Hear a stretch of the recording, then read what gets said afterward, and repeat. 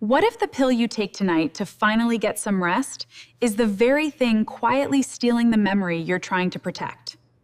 I want you to sit with that question, not because I want to frighten you, but because in over 20 years of practicing neurology, I have had this exact conversation with more patients than I can count, people who came to me worried about memory lapses, about forgetting names in the middle of a sentence, about a fog that seemed to thicken month by month without any obvious reason. When I asked them carefully, specifically what medications they were taking, many of them mentioned, almost as an afterthought, a sleep aid, no prescription needed, picked up at the pharmacy. And I've spent 2 decades working with adults over 60 on one of the most underappreciated threats in modern medicine, the slow, invisible erosion of cognitive function, and the habits, substances, and assumptions that accelerate it without a single warning label on the packaging. Here's what makes this so difficult to talk about. The people most at risk are not doing anything that feels reckless. They're trying to sleep. They're trying to function the next morning. They believe they're taking care of themselves, and a medication they trust, one their neighbor takes, one that's been on store shelves for decades, one that costs less than a cup of coffee, is working against the very organ they're most afraid of losing. Let me give you a number. Before we go any further, a 2015 study published in JAMA Internal Medicine following nearly 3,000 adults over the age of 65 for more than 7 years found that regular use of anticholinergic medications, the class that includes the most common over-the-counter sleep aids, was associated with up to a 54% increased risk of developing dementia, 54%, and the majority of people in that study had never been warned. Today, I'm going to take you through exactly how this happens. We're going to move from the surface, why so many people over 60 use these medications with complete confidence, all the way down to the deepest level. What is occurring inside your aging brain while you sleep? Why your age makes you biologically the most vulnerable person in the room, what symptoms you may already be experiencing and calling just getting older, and what the science actually says about damage, risk, and what is still within your control. What I'm about to share does not require a medical degree to understand, but it will change the way you think about something you may be doing tonight. Let's begin. The first thing I need you to understand is why we trust these medications without ever questioning them. I want to start here, because this is where the problem lives. Not in the pharmacy, not in the ingredient list, in the assumption. When a medication requires a prescription, most people feel a natural caution. They ask questions. They read the warning insert, but when something sits on an open shelf, available to anyone, priced like a vitamin, sitting next to the cough drops, the brain registers something entirely different. It registers, this is safe, this has been cleared, this is not a drug in the worrying sense. This is just something you take. Over-the-counter sleep aids containing diphenhydramine, you know them by names like ZzzQuil, Benadryl, Tylenol PM, Unisom SleepTabs, are among the most widely used medications in adults over 60 in the United States. And when I ask my patients about their medications during intake, many don't even list them under that category. They write them under supplements, or they forget to mention them entirely because in their minds, she was sleeping 7 hours, eating well, walking 3 times a week. By every measure she could see, she was doing everything right. A 71-year-old woman, a former school teacher, one of the sharpest people I've ever met, sat across from me describing what she called a brain fog that never fully lifted. A 71-year-old woman, a former school teacher, one of the sharpest people I've ever met, sat across from me describing what she called a brain fog that never fully lifted. When I asked about her nighttime routine, she mentioned, almost apologetically, that she'd been taking a little something to fall asleep, half a tablet of Benadryl, 3 or 4 nights a week. For close to 2 years, she didn't think it mattered. She thought she had finally found a solution. What she had actually found was the source of the problem, and she had no way of knowing that, because nothing on that packaging told her so. And this is the foundation of everything that follows. And before you can understand what this medication does inside your brain, you have to understand why you never questioned it in the first place. Now, here's where it gets specific. The second thing is what diphenhydramine actually does inside your brain, and I'm going to explain this. Without medical jargon, because you deserve to understand it in plain language, your brain runs on chemical messengers called neurotransmitters. One of the most important, especially for memory, learning, and attention, is a substance called acetylcholine. I want you to think of acetylcholine as the electrical current running through the wiring of your memory system. When it flows cleanly, you think clearly, you recall names, you follow a fast conversation, you store new information without effort. That acetylcholine needs to do its job. That blockade is what makes you feel drowsy. It disrupts the signaling that keeps you alert and wakeful. But here's what the label never tells you. Those same receptors it's blocking are essential for memory, for concentration, Think of your memory system as a river, and acetylcholine as the water flowing through it. Diphenhydramine is a dam. When the dam goes up, the water slows. You feel calm, drowsy, you fall asleep, and when morning comes, the dam partially lifts and the river flows again. That's one night, one dose, seems manageable, but here is the part that changes the entire picture. The dam doesn't fully come down. A 2019 review published in JAMA Neurology examined neuroimaging data from adults over 65 who used specifically in regions associated with memory and executive function. Compared to non-users, the brain, over time, adapts to the sustained reduction in acetylcholine activity. And some of those adaptations are not reversed simply by stopping the medication. This is not a theoretical warning on a distant horizon. This is a documented, measurable, structural change occurring inside the brains of people who believe they are doing something harmless every night before bed. Before I continue, and what comes next is what I consider the most important section of this conversation, I want to pause for a moment. When patients in my practice hear what I've just described, the first question is almost always the same. Okay, so what do I actually do instead? I need to sleep.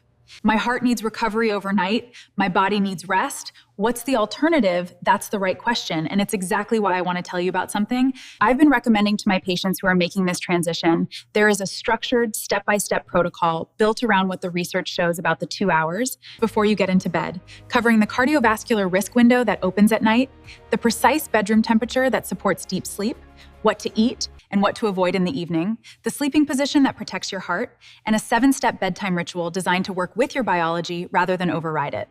This is not a supplement. This is the information most people never receive because they're never in the right doctor's office at the right moment. The link is in the description below this video, in the pinned comment, and you can also scan the QR code appearing on your screen right now. If you're watching this with someone you love, this would be a good moment to share the screen with them. Now, let's continue. Because the next section explains why your age changes everything about this risk. The third thing is why the brain over 60 is the most vulnerable. Target in this equation, and this is something I wish more people understood, because it reframes everything. Starting around your early 60s, your brain naturally begins to produce less acetylcholine. This is a normal part of aging. It is not disease. Under ordinary circumstances, to function well despite this gradual reduction, the system was built with redundancy built in. But here is what diphenhydramine does to that equation. A younger brain with a full reserve of acetylcholine takes a dose, experiences the blockade, wakes up in the morning, and bounces back. There's enough reserve. To absorb the impact, the river refills. Your brain at 65 or 70 does not have that same reserve when you block an already reduced system. When you add a pharmacological deficit on top of a biological one, you don't just temporarily reduce function. You push a system that's already running lean past its functional threshold, and you do this repeatedly every time you take the pill, every week, every month, every year. I explain it to my patients. With the image of a fuel gauge, imagine your acetylcholine system as a tank. At 30, that tank is full. At 65, it may be at 60%. A normal night still works fine. 60% runs the system well enough, but diphenhydramine drops it to 40, then 30, and while you sleep, believing you're resting, believing you're recovering, your memory system is running on fumes. Here is the detail that I think should be on every package. The Alzheimer's Association has long noted that the deficit in acetylcholine activity is one of the defining biochemical features of Alzheimer's, in part by increasing acetylcholine availability in the brain. Consider then that the most common over-the-counter sleep aid works in the exact opposite direction, and that the people most likely to use it regularly are the exact same people whose acetylcholine system is already under natural biological pressure. That is not coincidence, that is a collision, and the next section is where that collision becomes personal. The fourth thing is the one I want you to pay closest attention to. Tell me if any of these sound familiar. Waking up with a mental fog that takes 2 or 3 hours to clear. Even after a full night of sleep, reaching for a word, a name, a term, something you've known for 40 years, and finding empty space where it used to be. Following a conversation that moves quickly and feeling like you're half a beat behind. Making small decisions more slowly than you used to. A subtle, occasional disorientation in the evenings when your routine changes or you're in an unfamiliar place. Most of my patients who describe these experiences say some versions of the same thing. I figured it was just my age. I figured this is what getting older feels like.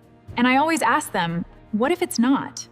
Let me be specific about why I ask that. These are the precise symptoms of chronic anticholinergic exposure. Processing lag, retrieval failure, the overlap between what aging normally produces and what this class of medication produces in the aging brain is significant. And that overlap is exactly what makes this so difficult to catch. People normalize it, doctors don't always ask, and the medication keeps being taken. A patient named Robert came to my office at 6 to 9, referred by his primary care physician for what appeared to be early cognitive decline. His test scores were borderline, his wife was worried. He had been taking a diphenhydramine-based sleep aid 4 nights out of 7 for roughly 3 years. We had a long conversation. He stopped the medication gradually with medical supervision. He was reevaluated 8 months later. His scores improved. Not dramatically, not a complete reversal, but like cognitive decline was in fact pharmacological, treatable, not inevitable. I'm not telling you this is always the case. I'm telling you it is sometimes the case. And sometimes is worth everything. The University of Washington's Adult Changes in Thought study followed more than 3,000 participants over an average of 7 years and found that cumulative exposure to anticholinergic medications was associated with dose-dependent cognitive decline. Baseline health, education, and other variables, dose-dependent. That means the amount matters. That means the decision you make this week about whether to continue affects the direction your cognition takes in the years ahead, not someday in the abstract. In the years you are still planning to live fully, now, here is where we arrive. Is at the part most people never reach. The fifth thing is what the science actually says about damage, risk, and what remains possible, and I want to be direct with you here, not alarming, direct. There are 2 categories of change that can occur with long-term anticholinergic use in older adults. The first is functional, impaired signaling, processing delays, retrieval gaps, changes that clear, at least partially, when the medication is stopped, measurable changes in brain volume and connectivity that develop over years of sustained high-frequency exposure. These do not fully reverse on their own. The difference between these 2 outcomes depends in large part on how long exposure has continued and at what frequency. If you have been using a diphenhydramine-based sleep aid occasionally, a handful of times per month, for a year or 2, current evidence suggests that functional recovery is achievable when you do it regularly, multiple nights per week, for several years. The picture is more complicated, not hopeless, but more complicated and more urgent. I want you to leave this video with 3 concrete things. First, do not stop any medication abruptly without speaking to your doctor. That's not the point of this conversation. The goal is not alarm. The goal is information, the kind that leads to a conversation you should have been having already and probably haven't had yet. Second, ask your doctor about your anticholinergic burden. That is the actual clinical term. It refers to the cumulative total of acetylcholine blocking activity from every medication you take, not just sleep aids. Many common prescriptions carry anticholinergic properties, and they add up in ways that are rarely discussed at routine appointments. Your doctor can calculate this. Ask by name. Third, there are alternatives for sleep that carry none of this cognitive cost. Some are behavioral, some are environmental. The Harvard T.H. Chan School of Public Health has documented that structured behavioral sleep interventions in adults over 60 produce outcomes equivalent to short-term medication. And on the question of reversibility, I want to say something that, the brain is not static, not at 6, not at 70, not at 75. When you remove what has been blocking it and give it what it actually needs, proper sleep architecture, the right environment, the right timing, the right evening routine, it responds. Not perfectly, not always completely, but it responds. And the research on this is consistent, and it gives me genuine reason for optimism in these conversations. The question is not whether your brain can recover ground. The question is whether you start giving it the conditions to do so today, not next month, today. Let's bring this together. We started with a question that I suspect landed differently than you expected. We traced it through 5 layers: the cultural trust we extend into over-the-counter products without asking why, the specific biochemistry of how diphenhydramine blocks the neurotransmitter your memory depends on, vulnerable to that blockade, the symptoms you may already be experiencing and normalizing, and what the science says about where you stand right now and what is still within reach. You now hold something most people who use this medication have never had, a complete picture, and I want to say something to you directly. As someone who has spent 20 years watching people navigate the fear of cognitive decline, the fear of losing memory, independence, the sense of who they are, what I want you to understand, after everything we've covered, is that this fear does not have to be passive. You are not simply waiting to see what time does to your brain. Every night, you make decisions that either protect it or slowly work against it. Tonight is one of those nights. For those of you who want to take a concrete step forward, not just away from something harmful, but towards something genuinely protective, the protocol I mentioned earlier covers exactly what the 2 hours before bed should look like. It's for a body over 60, the nighttime cardiovascular risk window, the bedroom temperature the research actually recommends, what to eat and avoid in the evening, the sleeping position that protects your heart during the night's most vulnerable hours, and a 7-step ritual designed for the aging body's specific biology. The link is in the description. It's in the pinned comment, and the QR code is on your screen right now. Before you close this video, I want to ask you to do one thing. Think of someone who matters to you, a spouse, a sibling, a friend who's mentioned they've been sleeping badly, a parent who started talking about their memory in a way that worries you. This conversation took less than 25 minutes, and it just gave you something that could change the direction of their health. Send it to them. Not to frighten them, to give them a choice they didn't know they had. In the next video, we're going to talk about something that affects nearly half of all adults over 60 without any warning signs, the connection between nighttime heart rate patterns and stroke risk, and what a simple monitoring habit, started this week,